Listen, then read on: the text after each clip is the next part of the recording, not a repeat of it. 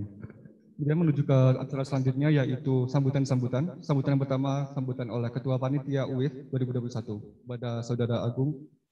Saya persilahkan.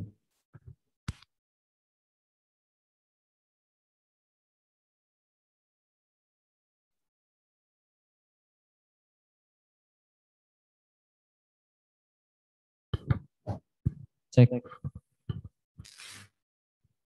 Assalamualaikum warahmatullahi wabarakatuh. Alhamdulillahirabbil alamin wassalatu wassalamu ala asrofil anbiya'i wal mursalin sayyidina wa maulana Muhammadin wa ala alihi wa sahbihi ajma'in. Rabbi shrah li sadri wa yassir li amri wahlul 'uqdatam min lisani yafqahu qawli. Pertama-tama marilah kita panjatkan puja dan puji syukur kehadirat Allah Subhanahu wa taala yang mana berkat rahmat dan karunia-Nya kita dapat berkumpul pada kesempatan kali ini dan semoga sampai akhir acara nanti dapat berjalan dengan lancar dan tanpa ada suatu halangan apapun. Tidak lupa sholawat serta salam senantiasa kita haturkan kepada junjungan kita Nabi Agung Muhammad Sallallahu Alaihi Wasallam yang mana kita sama-sama nantikan syafaat dari beliau di yaumil qiyamah nanti. Yang kami hormati pemateri kita pada sore hari ini Habib Zainal Abidin.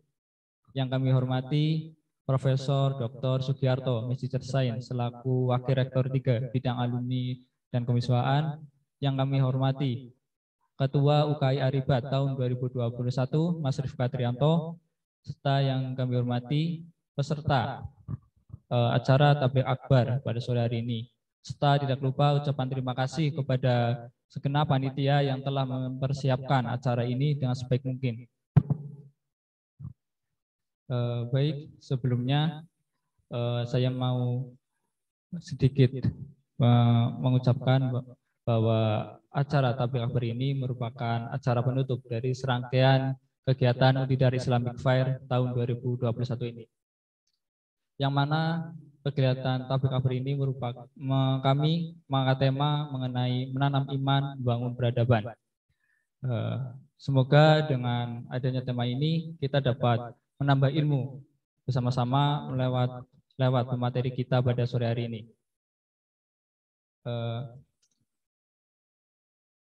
Yang terakhir,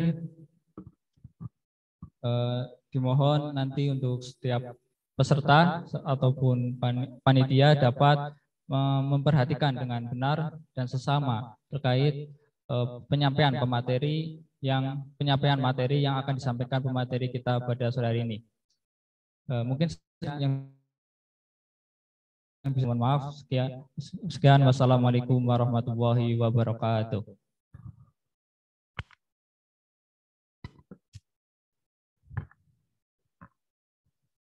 Terima kasih pada Saudara Agung atas sambutan yang telah diberikan. Kemudian menuju ke sambutan yang kedua yaitu sambutan oleh Wakil Rektor 3 Bidang Kemahasiswaan kepada Bapak Profesor Dr. Sugiarto. Oke, teman saya persilakan.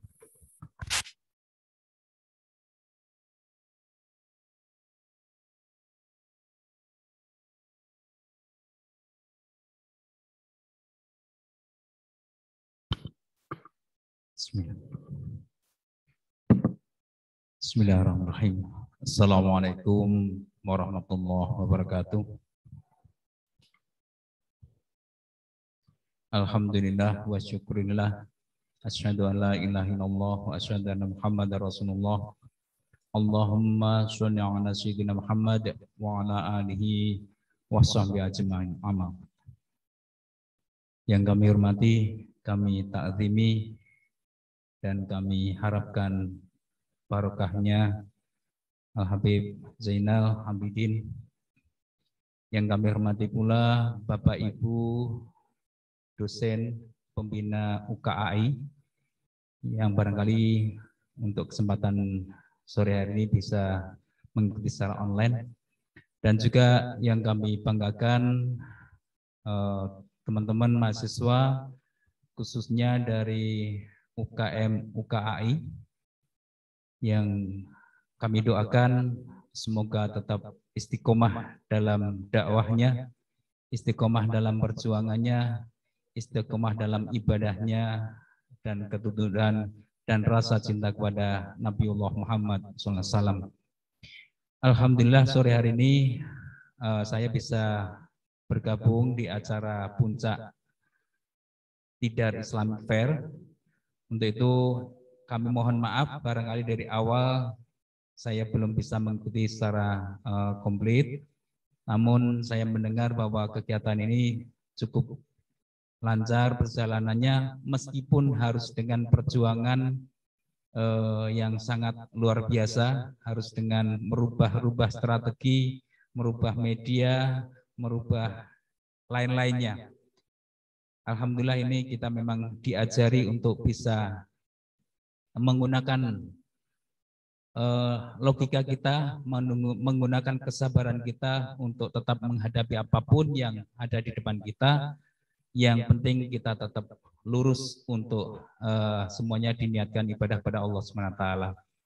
Dan saya mengucapkan terima kasih kepada seluruh panitia dan juga dari UKM KAI yang tetap menyelenggarakan kegiatan Tidar Islamic Fair ini, serta seluruh pendukung kegiatan yang secara tahunan dilaksanakan oleh UKM KAI. Mudah-mudahan ini merupakan menjadi suatu kegiatan yang penuh dengan berkah manfaat untuk kita semuanya, khususnya untuk Untidar tercinta. Hadirin yang kami hormati, mungkin saya tidak akan banyak menyampaikan sambutan. Yang terpenting kami mengajak sore hari ini di acara puncak Tidar Islamic Fair ini, kami mohon barokahnya, petuah-petuahnya, serta doa-doanya dari Habib Zainal. Kita mulai dengan membangun rasa cinta kita, mahabbah kita. Kita ngalah barokah cinta, Habib.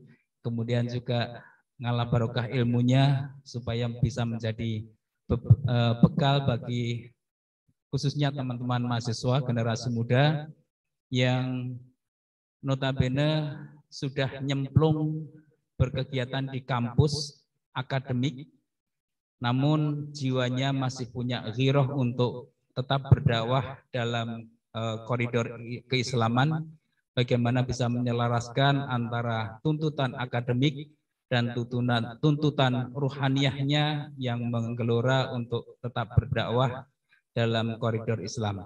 Saya yakin bahwa itu semuanya sebenarnya lurus dan laras. Hanya kadang kita tidak memahami bahwa itu sesuatu yang bisa dijalankan secara bersama-sama. Untuk itu sekali lagi kami mohon barokah ilmu wawasan dari Habib Zainal, mudah-mudahan menjadi jalan terbaik bagi teman-teman mahasiswa di waktu-waktu yang akan datang.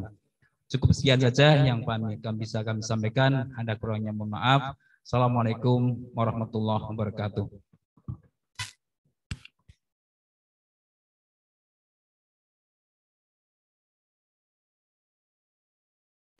Terima kasih banyak pada Bapak Profesor Dr. Sugiarto atas sambutan yang telah disampaikan.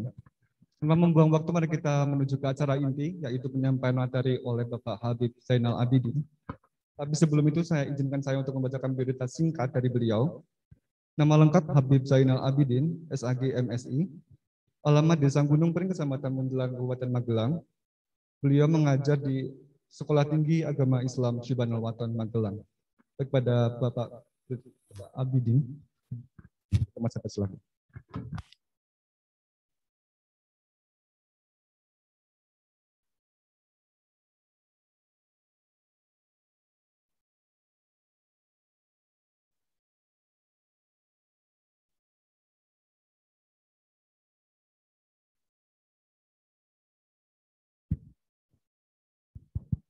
Assalamualaikum warahmatullahi wabarakatuh.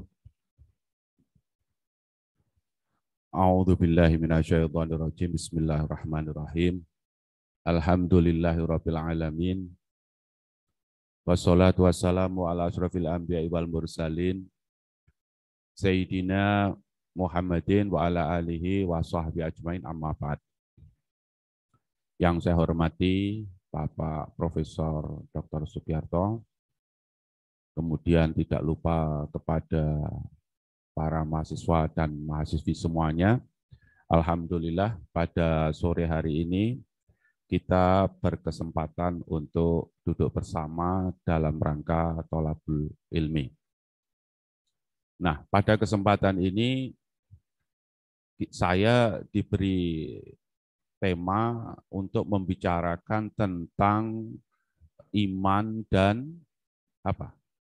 Iman, menanam iman, membangun peradaban. Menanam iman, membangun peradaban. Baik.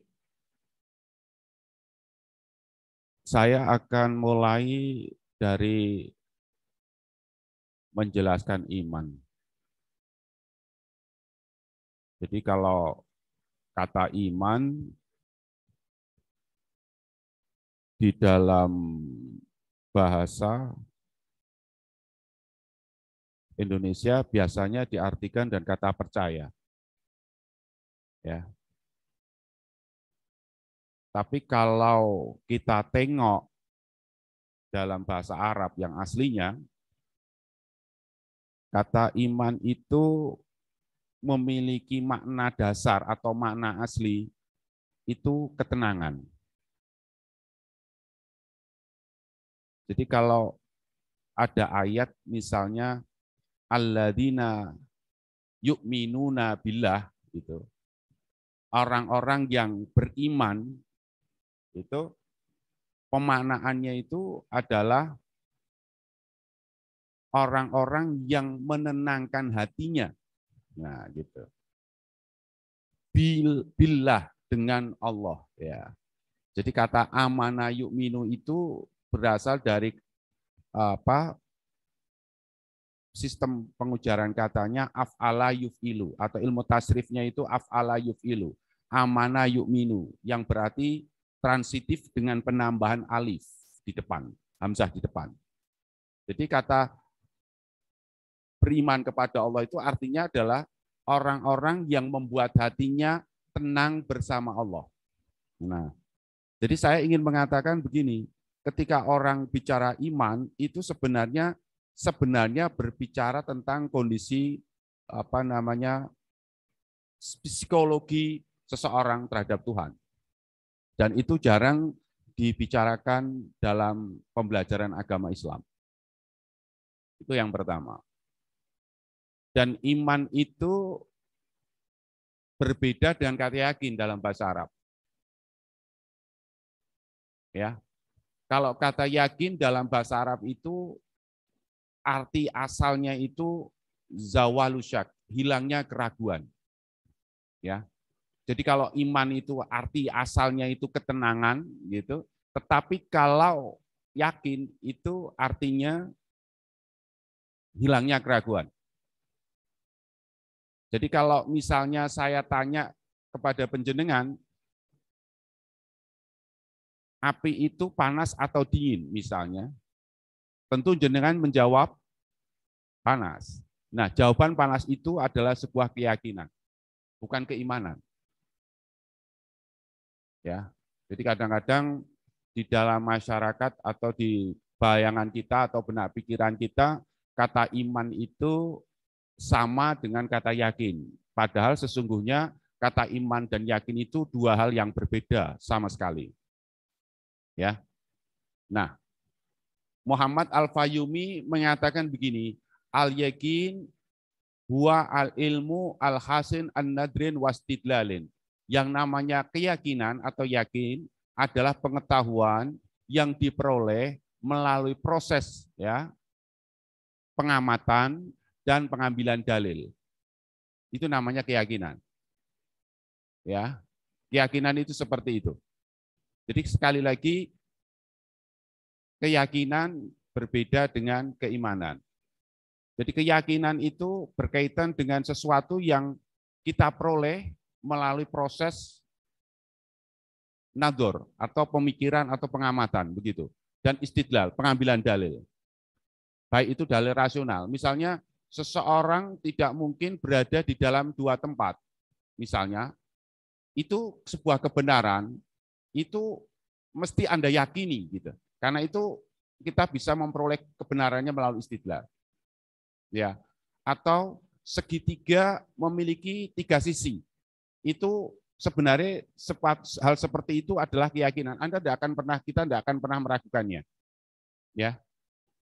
Jadi sekali lagi penting untuk para mahasiswa itu membedakan antara keimanan dan keyakinan. Yang artinya dalam bahasa Arab itu jelas-jelas berbeda. Tapi kita cenderung tanpa sadar menganggap sama. Oke. Nah, sekarang kita mulai dulu dengan kata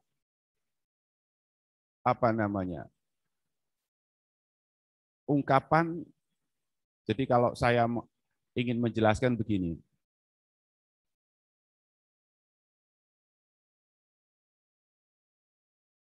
Hal pertama yang harus dipahami oleh kita itu tentang Tuhan. Ya, tentang Tuhan, tentang Allah. Nah, tadi samar-samar saya mendengarkan bacaan Quran sebelum pengajian ini. Samar-samar, jadi saya tidak begitu yakin karena suaranya tidak cetok di telinga saya. Samar-samar itu menceritakan proses Nabi Ibrahim alaihissalam dalam mengenal Allah Subhanahu wa taala. Ya. Nah, saya sekarang mau beralih ke persoalan sesungguhnya. Pertanyaannya begini. Beriman kepada Allah dan beriman kepada Muhammad sebagai Rasul, ya.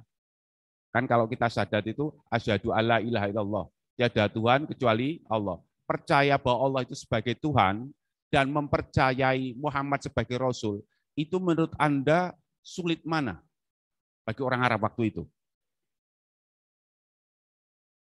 Nah, jadi kalau orang Arab waktu itu diminta atau diperintah untuk beriman kepada Allah sebagai Tuhan dan beriman kepada Muhammad sebagai Rasul, susah mana? Hah? Susah mana? Percaya kepada Tuhan apa Allah? Apa kepada Muhammad, apa beriman kepada Muhammad, apa kepada Allah? Ayo, yang mana yang susah? Hah? Nah, ini harus paham ini ya. Nah, jadi kadang-kadang orang tentang keimanan ini penting. Dan kemudian saya juga ingin menjelaskan kenapa Islam itu dijelaskan diterima di masyarakat Jawa lebih enak dibandingkan yang lain.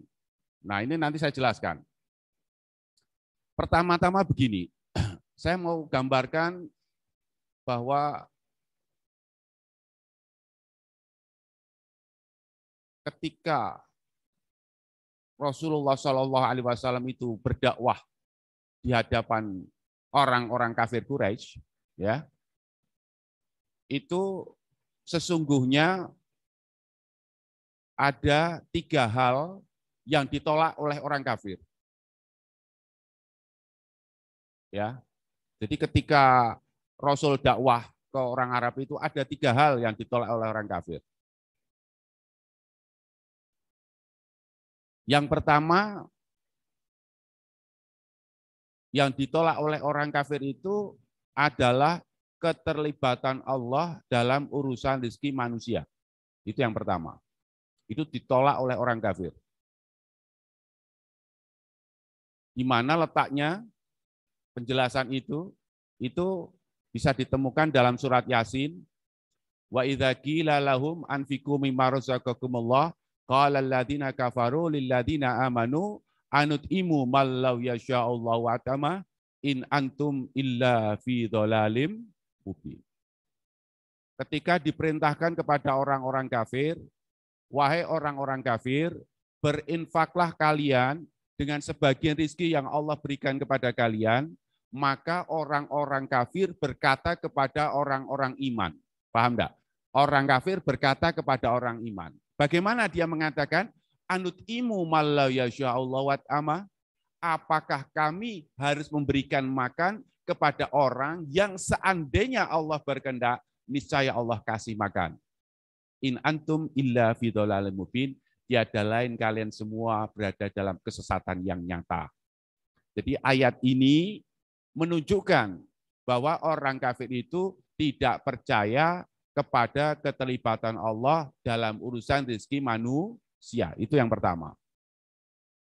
Yang kedua, penolakan orang kafir itu terhadap kenabian dan kerasulan. Ya.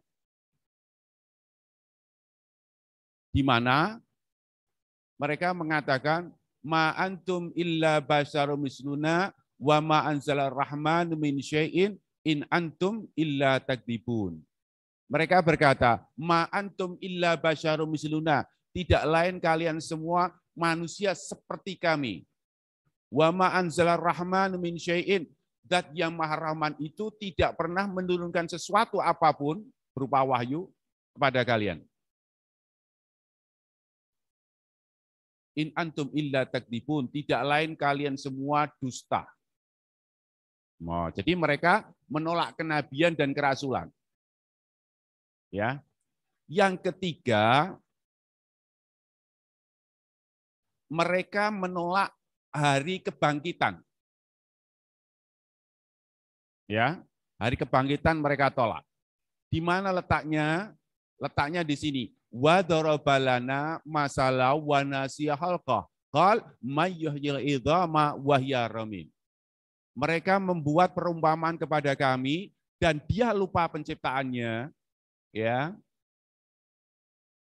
Lupa penciptaannya, ya. Wa nasiya halqah. Qal, dia berkata, may yuhyil idham. Siapa yang mau menghidupkan tulang belulang yang wahya ramim, dan tulang belulang itu sudah hancur luluh, remuk. Ya, ayat ini menunjukkan bahwa orang kafir itu menolak tentang kebangkitan. Ya, itu kita bicara keimanan ini. Nah, saya mau cerita dulu ayat yang belakangan yang saya sebut tadi. Wa darabalana masalah wa nasihalqa. Dia mengajukan atau memberikan perumpamaan kepada kami, wa nasihalqa. Dia lupa tentang penciptaannya. Dia berkata, siapa yang menghidupkan tulang yang sudah hancur luluh seperti ini? Jadi mudahnya begini. Jadi seseorang pendakwah atau seorang kiai begitu, dia berkata kepada jamaahnya, wahai mbak-mbak dan mas-mas semuanya, gitu. Besok manusia itu setelah mati akan dibangkitkan dari kematiannya. Nah, tiba-tiba itu ada orang di situ, ada mungkin semacam tulang begitu yang sisa orang makan ayam beberapa hari yang lalu atau beberapa tahun lalu, dia ambil begitu, remuk, rebyuk gitu, romim. Lalu dia datang kepada saya, misalnya sebagai kiainya, lalu berkata, siapa Habib yang menghidupkan tulang yang sudah seperti ini? Paham enggak? Artinya apa? Menurut pengalaman saya, Habib, selama hidup saya ini dan orang tua saya hidup, itu tidak ada. Kalau orang mati itu dibangkitkan lagi, tidak ada. Kalau seandainya ada, kemarin-kemarin itu sudah banyak orang bangkit dari kuburnya kembali ke rumah, tidak ada. Menyangkal tentang yaumul ba'ats, paham enggak? Tapi dia bertanya seperti itu, Al-Quran mendeskripsikan wa nasiya khalqah, dia lupa penciptaannya. Coba, kalau mungkin Pak Giarto lebih paham itu. Kalau penciptaan manusia itu tuh kan berasal dari nutfah, benar kan? Dari sperma, iya kan? Kalau dia ingat loh ya, semua kita di sini diciptakan dari nutfah, tidak ada yang diciptakan dari batu, tidak ada. Semua mengalaminya. Semua orang mengalami bahwa dia dicipta dari nutfah. Nah, pertanyaan di Quran itu dikatakan di situ nasiyah kalau dia lupa penciptaannya. Jadi seandainya orang itu tidak lupa penciptaannya, dia menyadari dari nutfah penciptaannya, Apa mungkin dia bisa berkata, siapa yang mau menghidupkan tulang belulang yang luluh seperti ini? Mungkin enggak? Secara rasional. Paham enggak? Atau kalau kalian jenengan semua bingung, misalnya jenengan bertanya kepada saya, misalnya maju ke depan sini lalu memberikan kepada saya sebuah tulang yang sudah luluh lalu berargumen seperti ini, Habib, siapa yang menghidupkan tulang yang seperti ini? Nah, seandainya itu memungkinkan, di tangan saya itu ada sperma, maka saya pun akan hadapan kembali kepada jenengan. Siapa yang mau menghidupkan barang yang seperti ini? Impas enggak? Impas enggak? Nah, orang kafir itu begitu tuh. Jadi dia berargumen seakan-akan luar biasa, seakan-akan mematikan gitu. Begitu yakinnya, karena tidak ada fakta yang membuktikan selama ini gitu. Orang dari mati bangkit lagi tidak ada, maka dia akan menolaknya dengan data-data seperti itu. Paham enggak? Dengan bukti-bukti seperti itu. Tapi dia lupa. Nah, itu saya mau mengatakan begini dari belajar dari ayat itu. Bahwa manusia itu tidak memiliki kesadaran penuh dalam memahami sesuatu. Ya. Jadi manusia itu tidak sadar penuh dalam memahami sesuatu.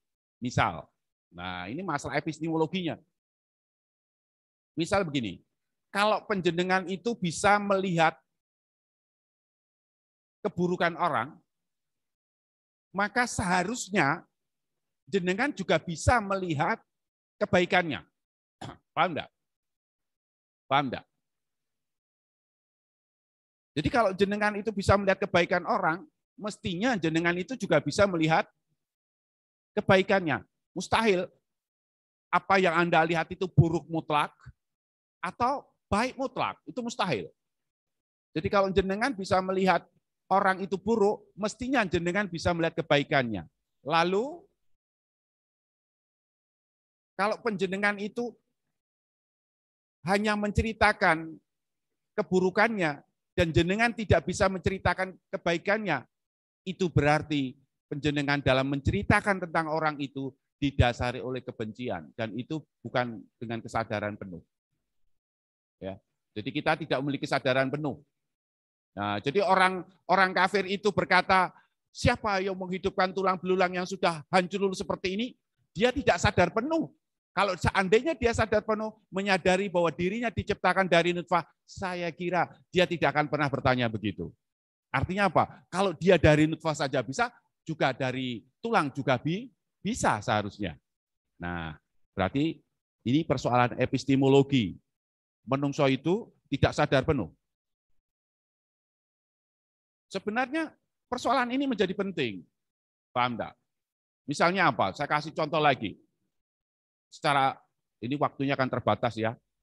Misalnya begini, ketika Nabi Musa bertemu dengan Nabi Khidir, misalnya, ya, Nabi Musa itu melihat perilaku Nabi Khidir yang tiga. Satu, Nabi Khidir merusak kapal. Yang kedua, Nabi Khidir membunuh anak kecil. Yang ketiga, Nabi Khidir memperbaiki dinding, misalnya. Faktanya di Quran cerita seperti itu. Tapi pernahkah Nabi Musa itu sadar bahwa apa yang diperlihatkan oleh Nabi Khidir itu pernah terjadi dalam hidup Nabi Musa? Misalnya, saya kasih ambil contoh dulu. Nabi Khidir merusak kapal, tujuannya itu untuk menyelamatkan pemilik kapal dari perompak yang ada di depannya. Kan begitu? Nah, itu sama dengan tindakan ibu Nabi Musa menghanyutkan dia di Sungai Nil. Itu juga untuk menyelamatkan. Sama. Paham enggak?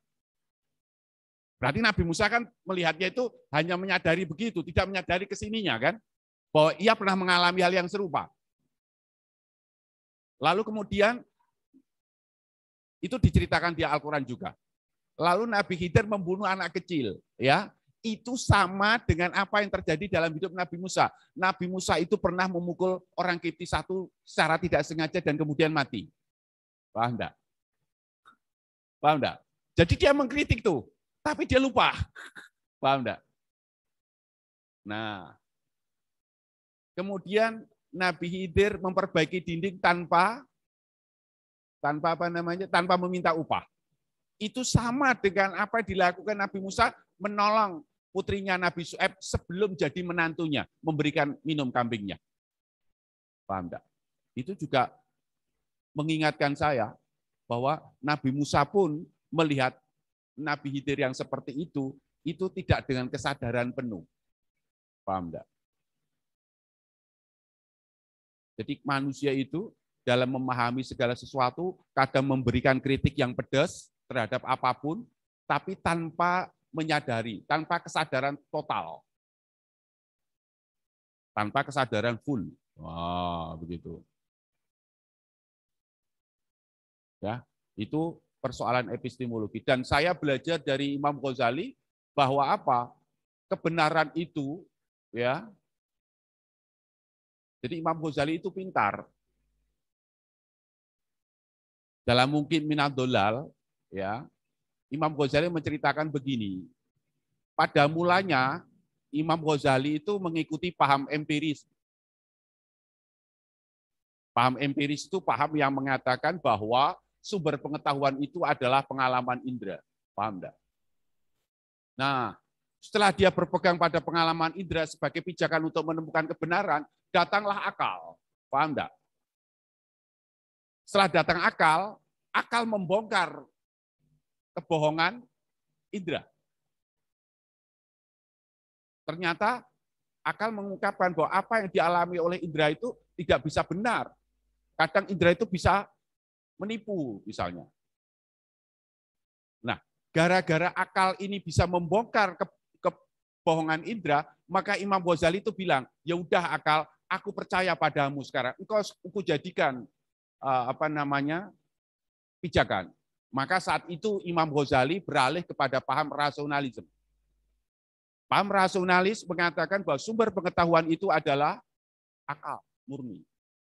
Di situ Imam Ghazali percaya dengan yang namanya aksioma, daruriyat, ilmu-ilmu aksiomatik.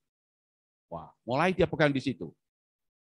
Nah, lucunya itu begini, sebelum indra itu pergi, gitu, indra itu sempat berkata kepada Imam Ghazali, ibaratnya begitu. Hei Imam Ghazali, sebelum hakim akal datang, engkau percaya padaku, kata indra. Nah, tidak adanya orang ketiga di antara kami bertiga, artinya kalau ada hakim yang nomor 3 selain akal, bisa jadi hakim ketiga itu membongkar kedustaan akal. Paham enggak? Maksudnya cerita itu? Ya, jadi pertama Imam Ghazali pegangan nih sama pengalaman indra gitu kan. Wes kowe pokoknya tak cekel gue golek kebenaran. Oke. Nah, tiba-tiba hakim akal datang dan membongkar kebobrokan si indra gitu. Ya wes aku sak email kowe, kata Imam Ghazali kepada akal. Tapi sebelum pergi, akal itu berkata, indra itu berkata, tadi sebelum datang akal kau percaya padaku. Setelah akal datang, membuka kedustaanku, kebohonganku, engkau percaya pada akal. Tapi ingat, selain akal, barangkali ada hakim yang ketiga. Dan tidak adanya itu sekarang, itu bukan berarti mustahil adanya. Paham enggak? Nah, Imam Ghazali berusaha menemukan hakim ketiga itu. Imam Ghazali berusaha mencari hakim yang ketiga itu.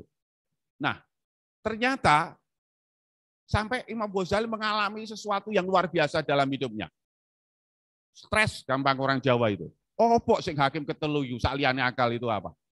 Nah, dia terinspirasi oleh tidur, paham enggak? Terinspirasi oleh tidur. Apa inspirasinya? Imam Ghazali begini menceritakannya kira-kira begini. Saat manusia tidur, dia memegang apel, paham? Nah, saya tanya, dinisbatkan dalam kondisi tidur itu, mimpi itu, bagi orang yang megang apel itu, benar atau salah? Bahwa ketika jenengan bermimpi memegang apel, saya katakan, dalam mimpi kamu yakin nggak kalau itu apel? Jawabnya, yakin.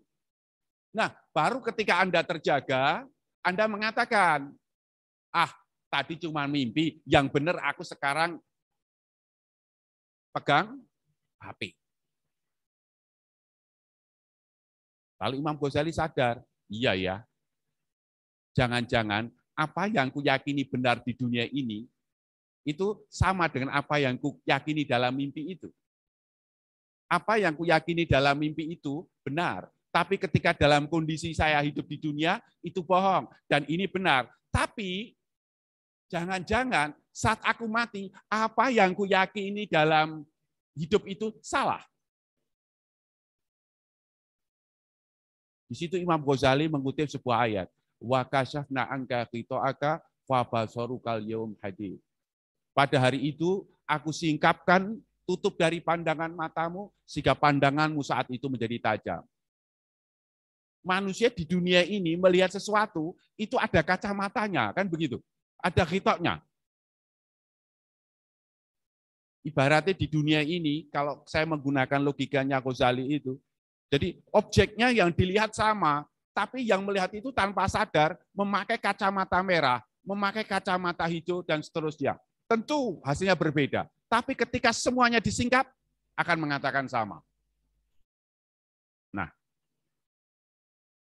Imam Ghazali, kalau kita bicara di situ, kritiknya apa?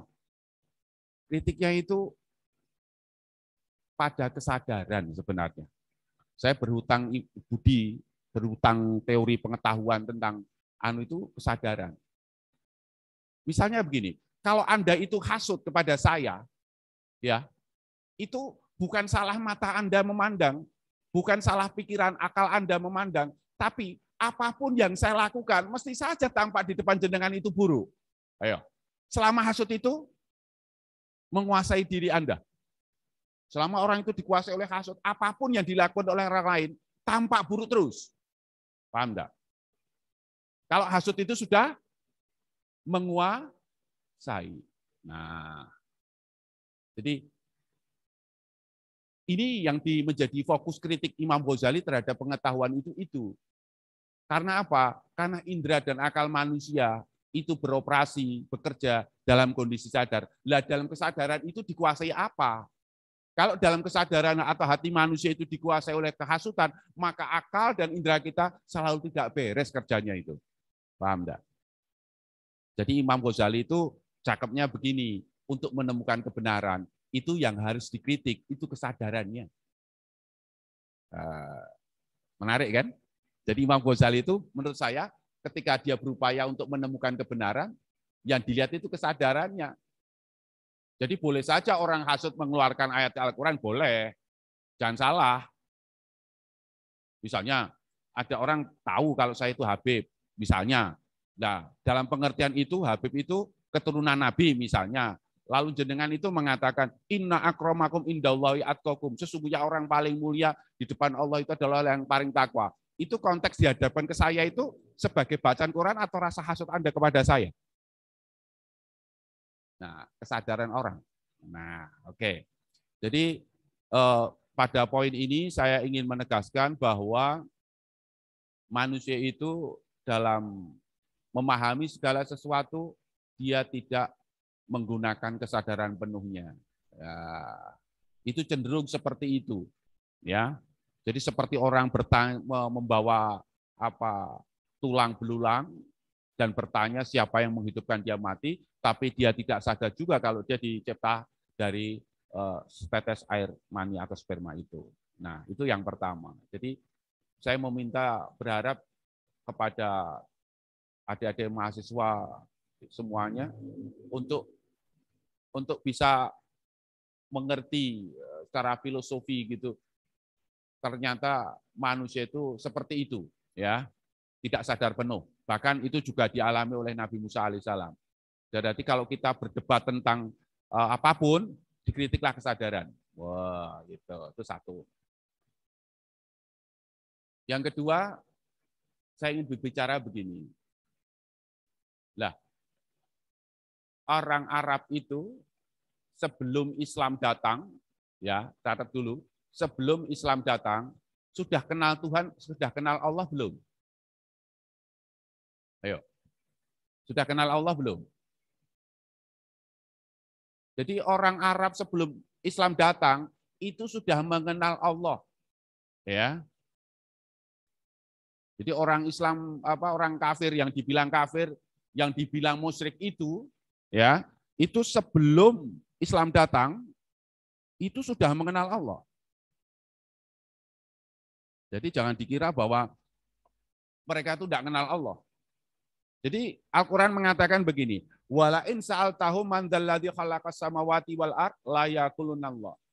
Jika kamu tanyakan Muhammad, ya, kepada mereka, siapa pencipta langit dan bumi? La yaqulunallah. Sungguh mereka akan menjawab Allah. Paham enggak? Paham. Jadi ketika orang Arab itu datang, ketika orang Arab waktu itu pada sebelum Islam itu, ketika ditanya siapa atau pada masa Nabi saat itu, ya, dia sudah mengerti konsep Allah. Sebagai apa? Sebagai pencipta langit dan bumi. Terus kemudian kalau ditanya lagi, misalnya, ya, wala in sa'altahum, ya, jika kamu tanya kepada mereka siapa pencipta diri mereka, mereka juga akan menjawab Allah. Sama. Ya. Jadi kita harus menyadari benar-benar bahwa mereka orang kafir itu yang dibilang orang Arab gitu dulu, jangan dibilang kafir dulu, ya. Orang Arab ketika itu sudah tahu bahwa Allah itu pencipta langit dan bumi. Orang Arab itu sudah tahu kalau Allah pencipta mereka, atau mereka dicipta oleh Allah sudah tahu. Lalu yang ketiga, mereka juga sudah tahu kalau Allah yang menurunkan langit, menurunkan hujan dari langit, sudah tahu. Ya. Artinya apa? Orang Arab pada masa itu sudah mengetahui tentang Allah. Paham enggak? Sudah mengetahui tentang Allah. Maka saya pernah bertanya kepada mahasiswa saya, begini, mengapa Islam diturunkan di Arab, misalnya? Biasanya orang akan menjawab bahwa karena kondisi Arab saat itu jahiliyah. Paham enggak? Karena kondisi Arab saat itu jahiliyah. Maka saya katakan kepada mereka, mahasiswa saya itu, sebenarnya kalau kita mau melihat faktanya, ya, saat itu saya pikir bukan orang Arab saja yang berperilaku aneh seperti itu. Paham enggak? Barangkali semua suku bangsa saat itu juga perilakunya tidak jauh berbeda. Ya kan? Kalau alasannya bahwa Islam itu diturunkan di Arab karena jahiliyah, itu sesungguhnya bukan sesuatu yang rasional.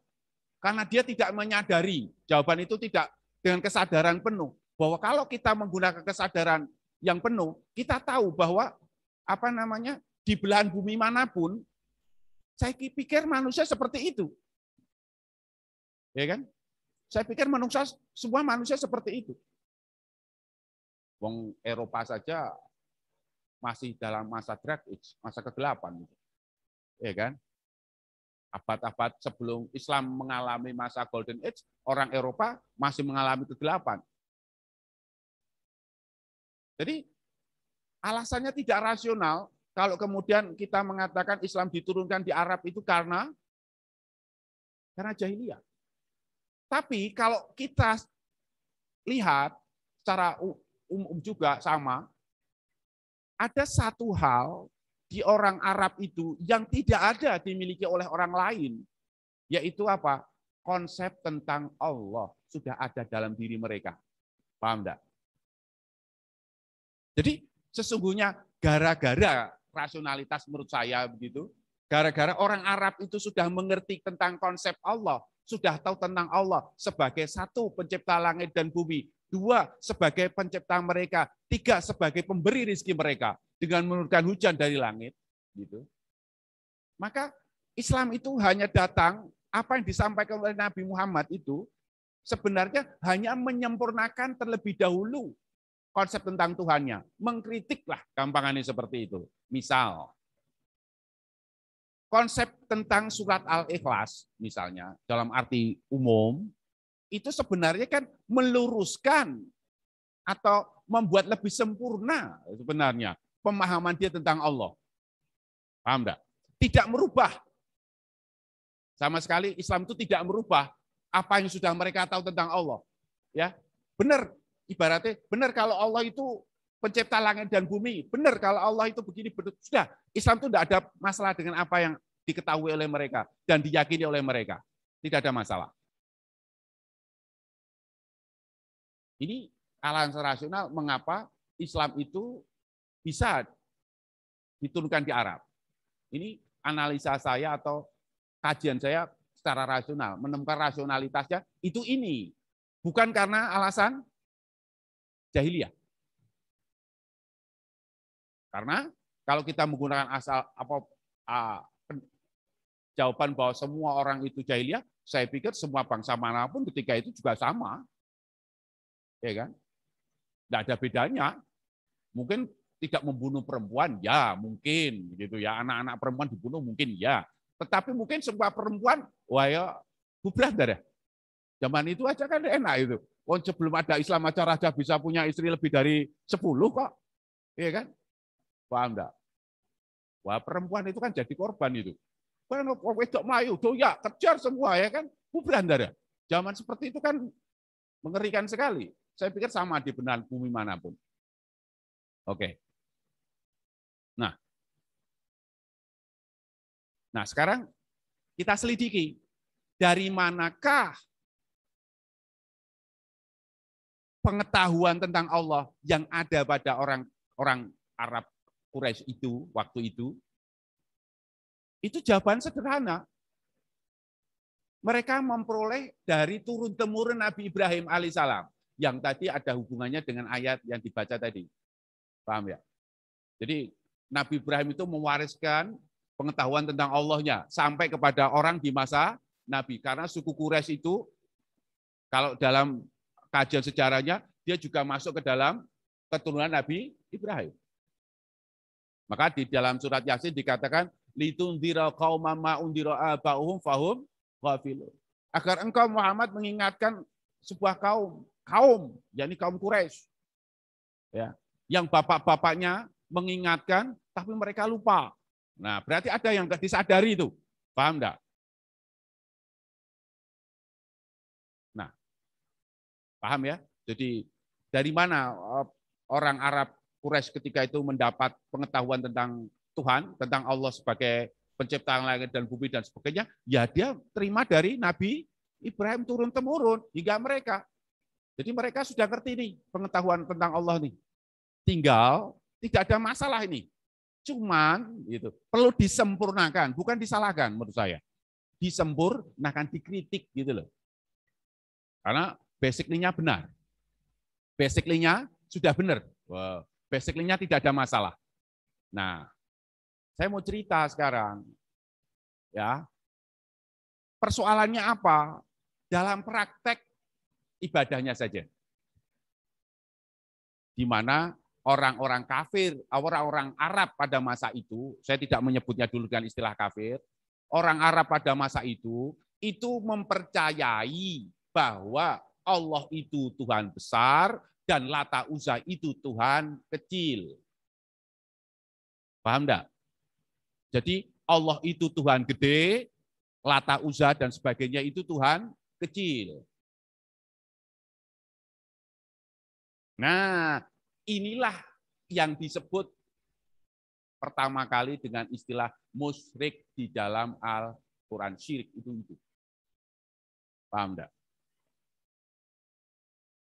Jadi sebenarnya syirik itu tidak bisa menurut saya, jadi penggunaannya sudah melampaui konsepsinya menurut saya. Ketika ada orang ya roh misalnya gitu, lalu dibilang syirik itu saya pikir sudah menyalahi. Karena harus diingat, satu patung, satu berhala itu merepresentasikan satu kelompok. Jadi musyrik ini bukan gejala parsial, tapi gejala banyak orang. Nah, paham enggak? Jadi bukan satu orang. Kalau jenengan menuduh orang, menyangka misalnya seseorang itu melakukan tindakan syirik, kalau diklarifikasi selesai, enggak, ya sudah selesai. Karena syirik itu kan di sini, bukan pada faktanya. Nah, karena mereka semua kolektif, misalkan satu masyarakat Pancoran Mas itu percaya Lata itu sebagai Tuhan kecilnya, lah masyarakat Payaman Uzza itu sebagai Tuhan kecilnya gitu. Dan mereka berkeyakinan bahwa tidak menyembah Tuhan besar jika mereka belum menyembah Tuhan kecil. Nah, seperti itu. Jadi kita harus menyadari bahwa tidak serta karena praktek cara beragamanya seperti itu, cara menghamba beribadahnya seperti itu, maka mereka disebutlah dengan orang-orang musyrik. Mereka disebutnya dengan orang musyrik. Melakukan kemusyrikan. Ini sampai jam berapa, Mas? 5 menit lagi, Pak. 5 menit. 7 menit lagi, Pak. Sini. 5 menit lagi. Oh ya. Ya, 5 menit lagi. Sebenarnya kajiannya itu dengan mahasiswa saya itu berusaha untuk kayak ngajar kuliah itu. Paham enggak? Ya. Nah, saya sekarang sudah mengerti. Barangkali Anda sudah mengerti bahwa orang Arab percaya Allah itu sudah ngerti. Nah, yang susah itu adalah apa? Mereka percaya kepada Muhammad sebagai rasul dan nabi itu susah.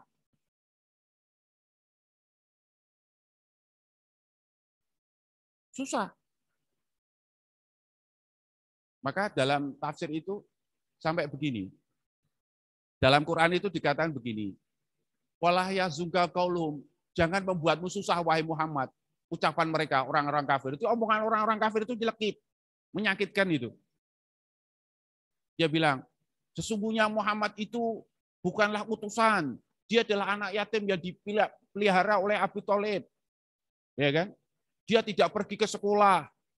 Dia tidak pernah belajar suatu ilmu dari seorang guru. Bagaimana mungkin dia jadi nabi? Semua seperti itu. Tapi Anda ingat, perhatikanlah ucapan Al-Quran ini. Qalu ma antum illa basyara misluna. Mereka berkata, kalian semua manusia seperti saya, wa ma anzalar rahman min syai'in. Zat yang Maha Rahman itu tidak menurunkan sesuatu apapun, ya. Wa ma anzalar rahman min syai'in in antum illa takdibun. Tidak lain kalian semua adalah bohong. Jadi begini loh. Saya ingin mengatakan begini. Sebenarnya orang-orang kafir itu mengakui adanya orang menerima wahyu dari Allah.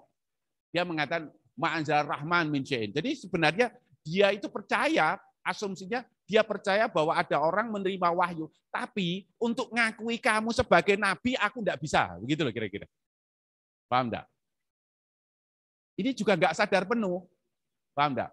Misalkan penjenengan itu pas di luar ini ketemu saya, kemudian saya masih pakai celana jin atau apa begitu, kepala saya buka begitu, lalu jenengan berkata, saya percaya kalau orang berilmu itu ada, tapi untuk mengakui jenengan itu loh nggak bisa. Wong jenengan sama dengan saya kok pakai celana jin gitu loh kira-kira. Paham enggak? Nah, sebenarnya juga nggak sadar penuh gitu. Paham enggak? Lah kalau mereka sadar bahwa ini juga manusia juga bisa gitu. Tapi orang Arab enggak bisa.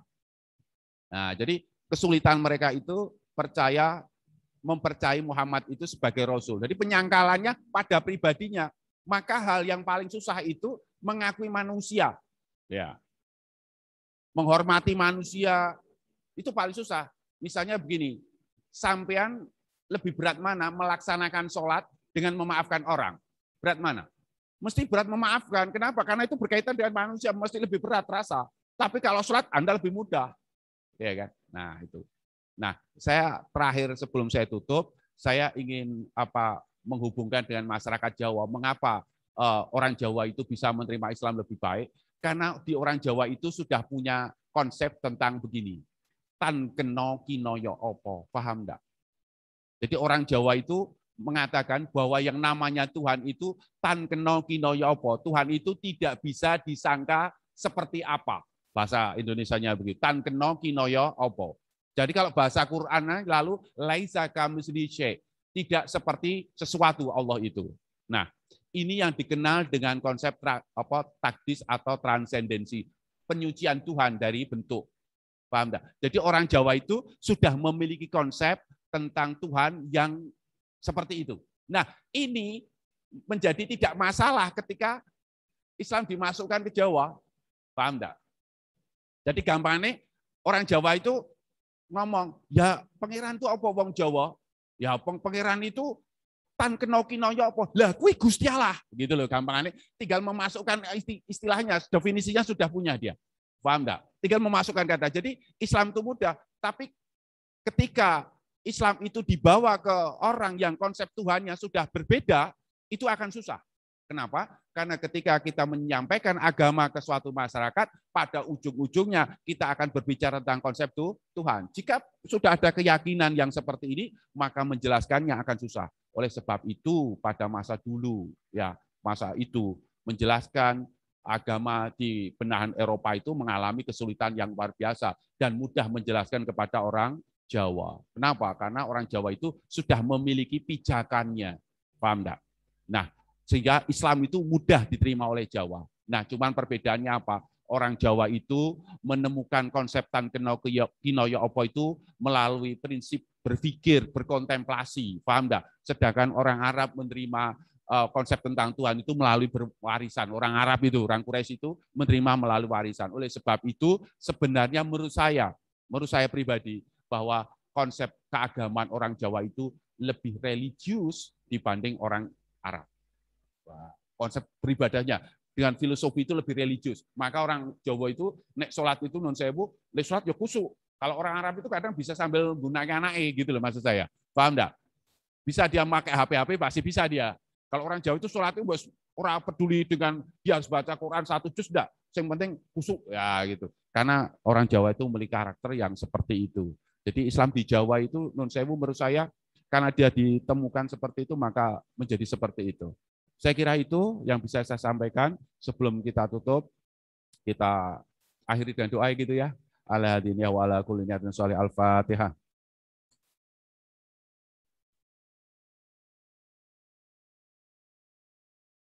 A'udzu billahi minasyaitonir rajim. Bismillahirrahmanirrahim. Alhamdulillahirabbil alamin. Allahumma shalli wa sallim ala sayyidina Muhammad. Allahumma inna nas'aluka wa tawajjahu ilaika bi nabiyyina Muhammad sallallahu alaihi wasallam. Nabi rahmah ya Muhammad wa tawajjahna bika ila rabbina fi hawaijina hawaijakum ajma'in. Fatuk dolana Allah wa syafirin wa sallallahu alaihi wasallam. Subhana rabbiyal bizari wa sallam. Alhamdulillahirabbil alamin. Al-Fatihah.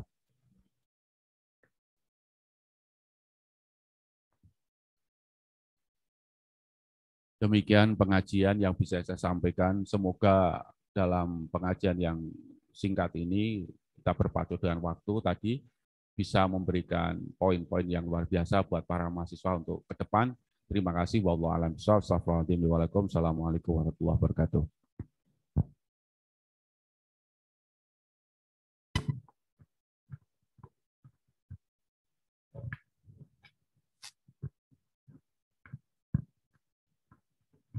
Baik, Masya Allah sekali bicara dari Bapak Habib Zainal Abidin.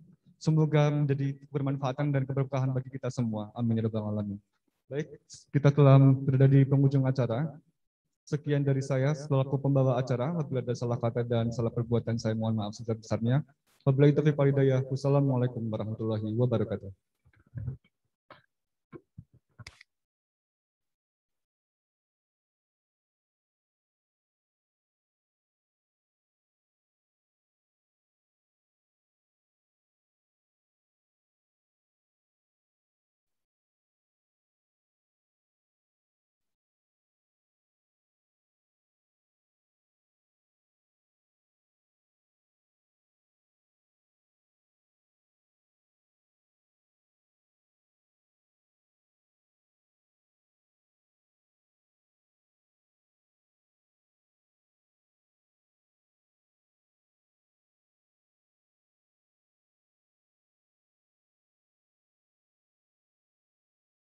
Untuk teman-teman jangan meninggalkan tempat ini karena akan diberikan snack terlebih dahulu. Terima kasih.